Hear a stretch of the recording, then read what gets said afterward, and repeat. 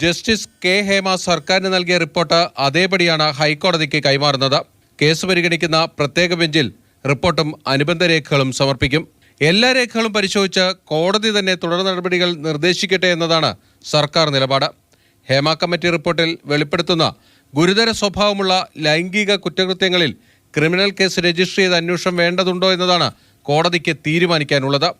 Cinema മേഖലയിലെ ലൈംഗിക ചൂഷണ വെളിപ്പെടുത്തലുകൾ SIT അന്വേഷിക്കുന്ന കാര്യവും സർക്കാർ കോടതിയെ അറിയിക്കും.